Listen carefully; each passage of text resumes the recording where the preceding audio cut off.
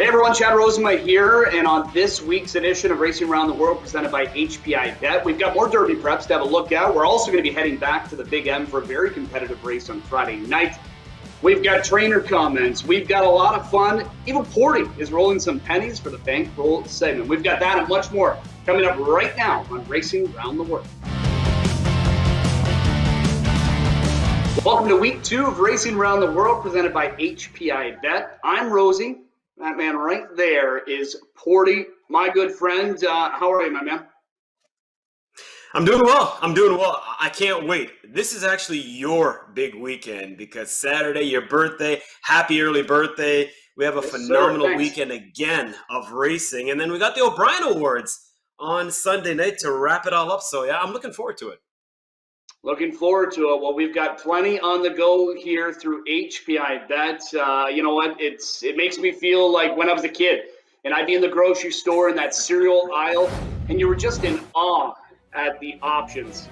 Tough to choose. Luckily, I had parents kind enough to allow me to pick a few options.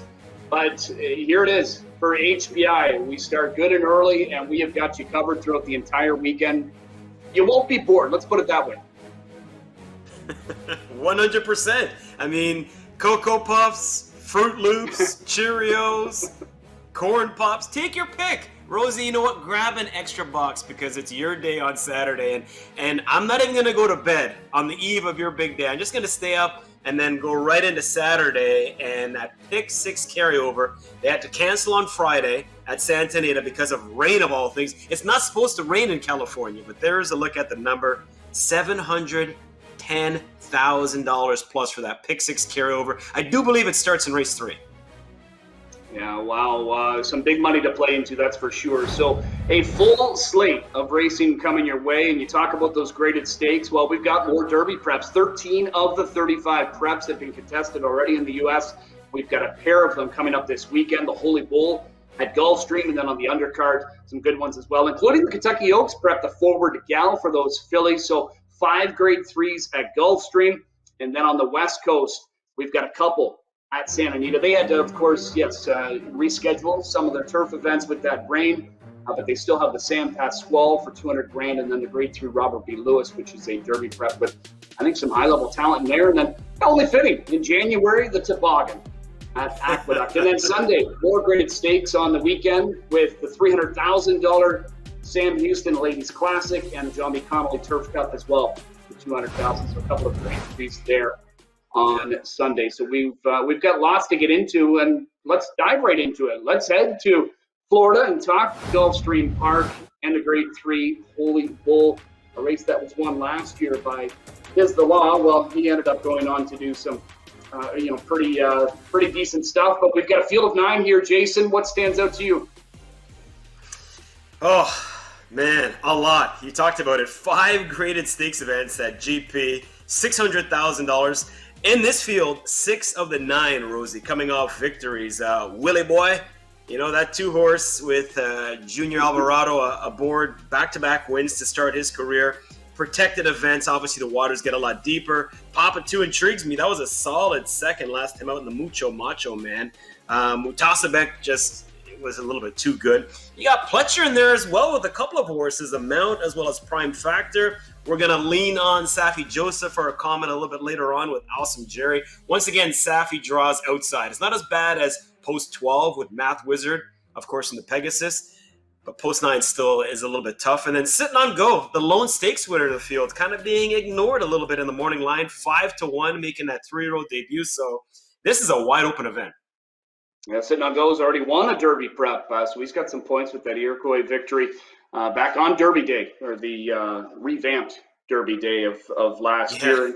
You talked about Pletcher. He's won this race a pair of times. He's got a pair of options in here, and both of them look good coming in, but one maybe a little more than the other. Prime Factor, he dazzled in his debut. Wow. I mean, you cost $900,000 at the yearling sale. We're talking Keeneland. So you're supposed to look this good in your debut. And he's by Quality Road, who has 21 graded stakes winners. He's out of a Bernardini mare. And Bernardini, of course, won the 2006 Preakness. So the lineage is there. The arc chart, or the org chart, I should say, in terms of the family tree. Maybe he's on the arc one day, right? Maybe that's what I'm getting to. But yeah, this was so impressive. Just geared down. And Erad Ortiz says, I'm going to stay right here with this one. The works on the comeback trail look solid. This horse is kind of like the teammate Amount, because both, able to win their maiden outing at Gulfstream Park. Haven't seen the horse since. Both now getting their first try of 2021 as 3-year-olds. So, yeah, it's Pletcher, right? You got to include them in. Who knows just how good this horse could be? 3-1 on the morning line, but I'd be very surprised, Rosie, if this horse doesn't go off as the eventual favorite. Yeah, I'm pretty confident he'll be the betting favorite in here. And I know that was only 3/4, but the way he did it, does he not scream like he wants more distance? Oh, just did it so easily. And shut down, just cruise across the stripe. Well outside the 8th pole, Erad said, okay, I've seen enough. We got bigger fish to fry. And of course, this race, a stepping stone for the Fountain of Youth. And then we think about the Florida Derby after that. Yeah, Erad fresh off of his Eclipse Award last night as top jock. Next door, a horse that's already proven going long, Greatest Honor for Shug McGahee. Yeah. And, I mean, if you just look at the form here, just improving each and every start, and it culminated for his first win last time. Yeah, and you know what? Some will say, well, it took him 4 tries, but those 3 maiden fields prior to this one were pretty solid. And in this race, what we didn't show you is that this horse got hampered. There was a spill. This horse got carried so wide, almost taken out of the race. So I know he had to grind and just keep grinding, and doesn't win like a 1-2 shot should. But for me, I think he's going to get a lot out of this race, confidence-wise. His buyers continue to improve. He's the only legit 2-turn winner on dirt. I say legit because some have won 2 turns on grass, but obviously we're racing on dirt here. So I really feel like, Jose's got a chance to upstage his brother. And that, we've seen that happen a time or two, and maybe it's an Ortiz exact, but I love the way this horse is coming into the race for Shug, and I really feel like this horse, will enjoy, again, going around 2 turns, where with some of the others, we're just not sure. I think Greatest Honor, maybe 3-1, 3.5-1 has a big chance as well. This is a great race. Well, let's get to business. All right, let's get to business. Let's talk about these horses. I know you're liking Greatest Honor. Prime factor for me here. I mean, I know I'm going to get a short price because, we're both confident he's going to end up being the race favorite. But just the way that he ran there and geared down, he just looked special. And these owners already excited because they are the same owners of Life is Good. And we've seen what that guy's been able to do on the West Coast pretty impressively. And we've got horses that are happy to dodge him later on when we talk to Robert B. Lewis. But Prime Factor's been working great. Even that January 2nd work, he got to work with a pretty good stablemate in Largent, who was a good second last week in the Pegasus Turf. And, it looked like he outworked him, really. It looked fantastic. If you can find that video online, as I did, then you'll be able to see exactly what I'm talking about. But, I like Prime Factor in here. But, for Greatest Honor, Jason, I know he's the morning line favorite, but, you might be looking at like a 3-1 price on him. I think that'd be right. That's a square number. That's a square number. And you know what? I feel like nobody here should be too much of a low price because we just don't know. I mean, you take a look at the field and you got horses coming off maiden wins. You got one legit in terms of stakes, proven horse and sitting on go. And that one might be sort of, the dark horse. I can see this one going up maybe 6-1.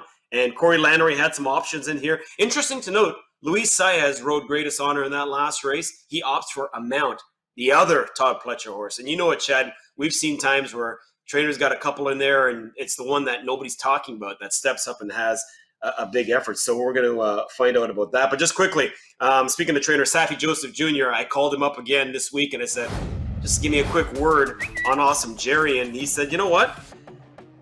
He's pretty confident. I asked him about why he put the blinkers on in that last start. He said just, was losing focus going into that final turn and just wanted him to, pay a little bit more attention. It worked out in that last race. I know that he finished 3rd. He got passed by a couple of horses, but Safi mentioned, the gallop out, he came back to pass those horses. Outside draw, not that detrimental. This guy's got some speed, so taking a shot here, and why not? Safi's, one of the top trainers in Florida every winter, and hey, he's got Tyler G aboard. You never know. Well, that's Gulfstream. Let's go to another warm climate as we head to the West Coast for another Derby prep. In fact, 2,700 miles away is Arcadia. California, and that is Santa Anita, the site of the Robert B. Lewis Grade 3 Field of Fate in here, and pretty competitive, inside to out. I mean, you've got all these maiden winners, and you've got Spielberg on the outside, Jason, who, draws the outside, but he's already a graded stake winner. But now he's got to carry 4 pounds more than the rest of the field. Well, it's the Bob Lewis, right? Named for the great owner. Silver Charm comes to mind. Of course, he owned horses with Baffert, and it's somewhat apropos that Baffert has won a record 8 of these, including 2 in a row. You said inside, outside. That's where we find Bob's horses. And, Medina Spirit, that was a solid closing second behind Life is Good. A little bit dressed up, in my opinion, because the last quarter was 25-2. Not that fast. Spielberg, okay. Lone stakes winner in the field. We've talked about that. Biggest buyer figure for him is an 83. So, that last start, he just barely got past the Great One, and the Great One came out of that race to, do some pretty good things. But I'm looking at this field, and Chad, I just really struggle because there are so many choices. Well, and there's unknowns. I mean, who's going to take that next big step? Because I think a lot of them are certainly capable of it. It's going to be good. And even a horse that we're going to focus in on here, he's looking pretty good coming into this race. Wipe the Slate is his name, and we've seen this movie before. You've got Redham, you've got Gutierrez, you've got Doug O'Neill. They have had success in the past on this trail, and they look like they've got another star in the making here. Nyquist comes to mind, and of course that horse went on to win the Kentucky Derby. In terms of this race, I'll have another comes to mind from 2012, and it's just the way he does it so professionally. Just sat, waited, and this is exactly what you want to see out of a horse in its second career start. First one, okay, sort of that getting to know you process. Got wiped by Life is Good. We've been talking about that horse quite a bit. So I really feel like wipe the slate now, buy that Derby winner. So you got good staying power on the top from Nyquist. Back in the day, he could sprint, he could go long. The mare had 1 win sprinting, so not much there. But you move up 17 points in terms of your buyer figure in that second start. Wipe the slate, for me, looks pretty good. Now, what did he beat that day? Affable in the next start. We talked about the Great One, kind of tongue-in-cheek because I said he came back to be okay. Well, the Great One won that race by 14 lengths, Chad, over Affable. So, wipe the slate looked good there. Was it, is it going to be good enough? We're going to find out. But you got a bunch of choices in here. Yeah, O'Neill's won this race a pair of times. He's got those 2 options, Wipe the Slate and Hot Rod Charlie. They're close in the morning line odds, and I think they are going to be pretty close, come post time in the betting odds. And that's pretty incredible when you think one of them just came off a maiden win. The other one's, exiting a runner-up finish in the Breeders' Cup Juvenile. Yeah, it kind of feels like doubles all around because, O'Neill's got a pair, Baffert's got a pair, Sheriff's got a pair. Yep. The only singles are McCarthy, as well as, we'll get to the one that you like, Callahan's horse, Roman Centurion. So, I spoke to Doug O'Neill earlier this week, and we talked about his 2 horses, and you could just kind of feel the quiet confidence he has going into this race.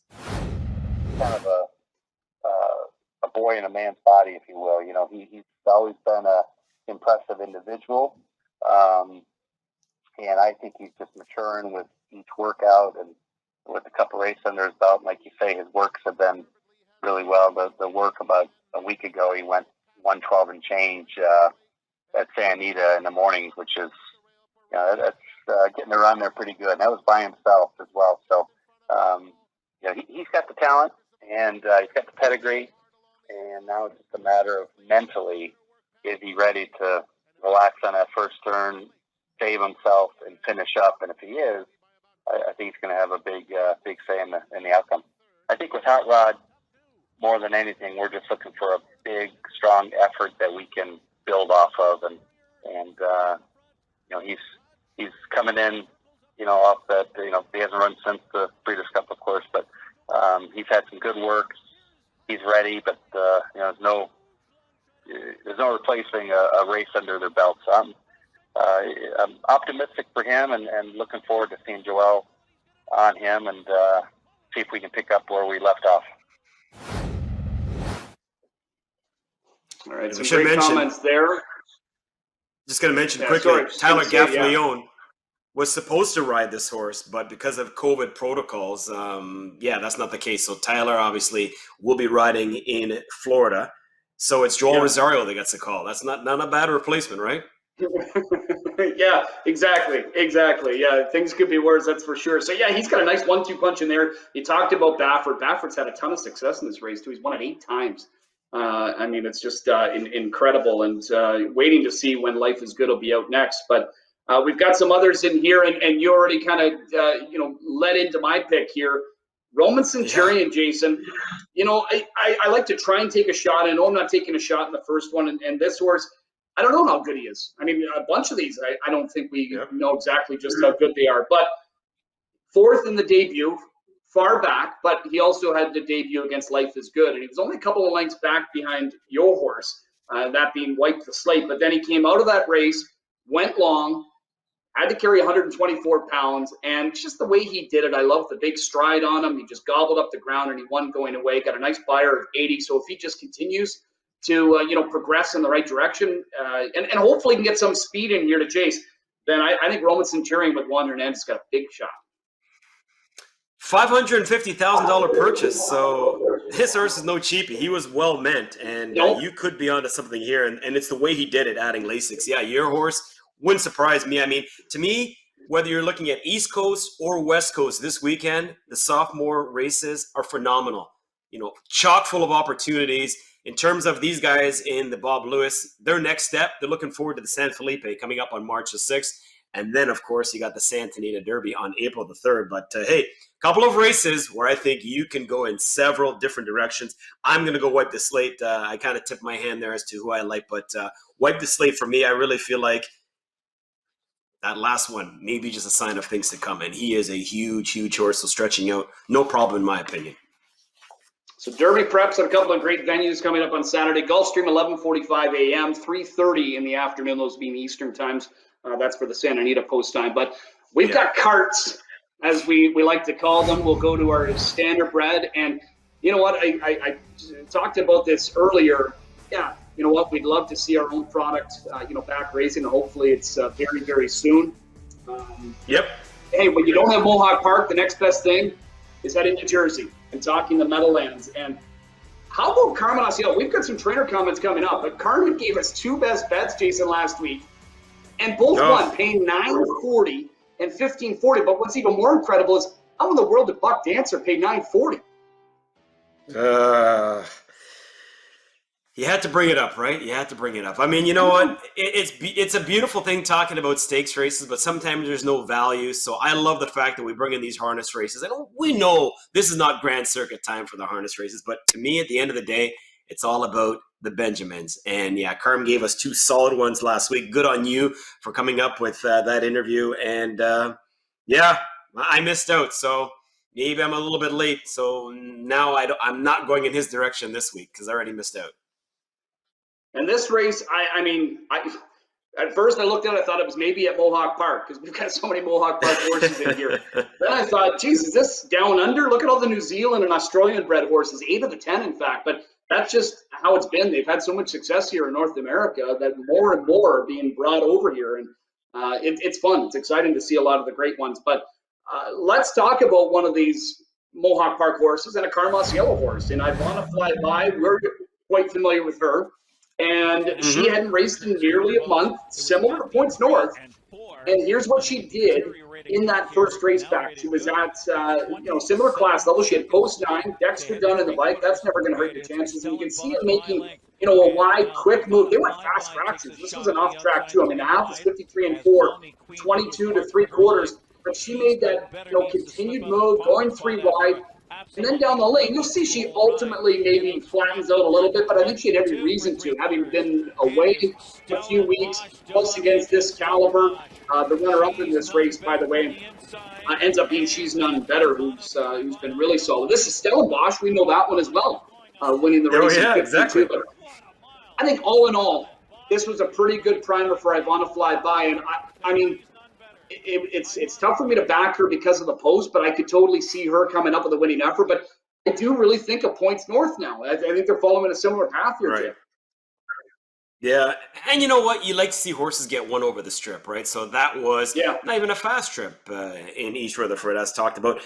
Again, we're talking about a race that I think is absolutely wide open. I took a bit of a shot in here, but I could make a legit case for at least half the field, and I'm not exaggerating. I think it's wide open to interpretation. I think ultimately Tripp could decide the winner in this one.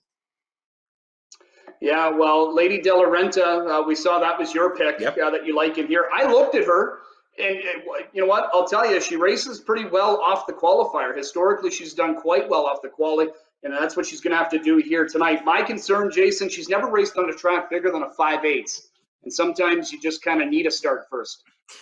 Yeah, that bothered me because you see a lot of halves and five. Yeah, you're right. But I mean, and maybe down under though. I'm not sure where she raced on there. I mean, they got some bigger tracks there, so maybe. But some of those tracks out there are quite small as well because I, watched the races that are going around like 3 times. But yeah, I'm just taking a bit of a shot. I'm hoping that you got the double qualifier. The last prep looked pretty good. I know it shows that the margin of victory was shrinking, but to me, it was a measured score there, and I really feel like that if it went around again, they weren't going to pass her. But taking a bit of a leap of faith here, just because I think it's a race where you should get a price, just because there are too many options. Multiple winner at the top level at Yonkers, and we know they face good horses there. I'm going to go Double Delight Brigade next door, and there's question marks with her too because she's only raced here twice. She was one of those, that came in from down under, but she's raced well both times, so she's been able to acclimate immediately, really. But then now she's got a bit of a hiccup in the schedule because she had to miss some time due to sickness. Now, I did speak to Tom Fanning, and yeah, he just told me that, yes, you know what, she had to miss some time due to sickness. However, she trained very, very well this week. But again, with that being said, she's been off 3 weeks. So it's kind of a, what do we do? Maybe dive in with a little bit of caution. But I'm willing to think that she comes out and fires very, very well as long as she's healthy, which by the sounds of it, she is. So that's from Tom. We've got a couple other comments speaking to, obviously, Wag regular Blake McIntosh. He's, like Carm, he's got a string in the States anyway, but even more horses now. And ask about Clear Idea, the most established performer in this race. She's got the rail. Said she's up in class, and this will actually be her last race. She's going to head to the Broodmare Band, and he's hoping she can go out to win her. He knows it's a tough task, but I thought she raced actually pretty well last time. And I like asking these guys who their best shot is because they've got multiple starters. Sports Column, race number 5 on Saturday. He actually thinks that's his best shot this week, and he was able to win last week, and he looked pretty good doing it. Well, I mean, usually look pretty good when you win anyway, but so those are some comments from Blake. Andrew Harris, he ends up picking up the Isaac Waxman pupil, the Bandit Queen. And you know what? He said she's a nice mare. She's got a really good demeanor. She's relaxed and will let Yannick do anything he wishes, which isn't always the case with these down under types. He said she may need a start to get fully tight. So I like the comments here. And then, funny enough, Jason, we've got the Bandit Queen, who's a Waxman horse, and other locals in here. He believes his best shot this week is postmodernism. Well, we know that's Bob McClure's charge. Yes. And she is in the 8th race on Friday. She's got an inside post. I think she's post 3 and appears fresh. And she's had some, outside posts in her first 2 starts there. I agree with him. I think tonight she's got a big opportunity on the Friday program. So, look out for postmodernism. So some great comments there. And, speaking of the Bandit Queen, Jason, I mean, Yannick, I think, can acclimate to anybody, but he actually drove her first 3 starts here at Mohawk Park. Oh, good to know. Yeah. I mean, and you know what? We got to get back racing because they're stealing all our horsepower, as you can see. We're making their fields look better with our horses. And, you see Sly Eleanor comes to mind. You spoke of the Bandit Queen, Ivana Fly By. This is a perfect race for the bankroll, is it not? Just because it's tough. All the races we've talked about on this edition of Racing Around the World, presented by HPIbet, tough. Bankroll segment. It's fun. Let's dial it. And you know what's funny about this week, Jason? With the bankroll of 25, it appears they've actually found our real bankroll. I need about 250. I'm going to spend every last dime of this, and I've got an exacta. And I know you talked about it. You could use half the field. Well, I'm doing that and more, actually. I'm going to play it around my top pick, Double the Light Brigade, but I've got the 5, 6, 8, 9, and 10 in behind. and then just flip-flop, and I'll put those same 5 on top with her in second. So everything, surrounds Double Delight Brigade finishing in the top 2, and feel pretty good about one of those others finishing in behind. And then hopefully I can get somewhat of an okay price. If she races and gets 7-2 the morning line odds, I'll be happy with that, because I'm going to go right across the board with her 5 across. But your 25, I know you were going to have a buck left, but then you said, no, I'm going to go all in with my chips here too. Yeah, I'm not sure if Lady is any relation to Oscar in terms of De La Renta, but yeah, I'm going to put this one on top. You can see the trifecta there. And ironically enough, it came out to $24. Now, back in the day, when I was a young kid and I was at the racetrack, and if I had $1 left, I was like, do I buy a bag of chips or a hot dog, or do I get a program for the next day? Always chose the program for the next day, would wait till I get home, and then I can always eat there for free. So I had $1 left over. I didn't save it. I'm just going to play a straight try because I did not include the Bandit Queen on that first trifecta ticket. So I'm going to play a cheeky straight trifecta of just 6, 5, and 9. So we'll see what happens. But yeah, this is going to be a lot of fun this weekend to watch and see what actually unfolds. Yeah, if I could toss in one quick hot trainer stat, Kelvin Harrison, who sends out both the 5 and 8 in this Meadowlands race. Last year he sent out 33 winners all year. He already has 10, and we're not even quite through the month of January. So off to a great start in 2021. As are we. As are we. That's right. And let's just hope that we can cash some tickets this week. So much great racing coming up. We got to give big shout outs, of course, to all the trainers that chipped in with some help. Safi Joseph Jr., Doug O'Neill, Tom Fanning. We've got, of course, Andrew Harris and Blake McIntosh. And this whole thing, it happens with the man behind the scenes, Luke Van Belkom, doing it all. So our technical producer doing everything. Great job by him. But before I let you go, I know you mentioned we've got the O'Briens this weekend. We'll be crowning the best in Canadian harness action on Sunday with a virtual edition of the O'Brien Awards. You and Ken Middleton, of course, back as the 2 hosts, and I'm sure it's going to be a great show. But you and I both get a vote, Jason. I have no issue telling everybody I voted Pemberton as Horse of the Year. Are you willing to say who you voted?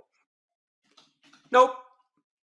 Okay. No, I'm going to build the drama for Sunday night. That's all I'm going to say. But I will say this.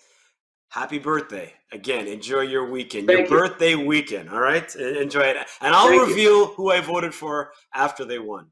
How does that sound? All right. Thank you. Anyway, have a good one, my man. Enjoy your weekend, and everybody enjoy your weekend. Thanks for tuning in. Don't forget, you can watch and wager on all the action right through HPIbet.com and catch Racing Around the World presented by HPIbet every week on our social media platforms.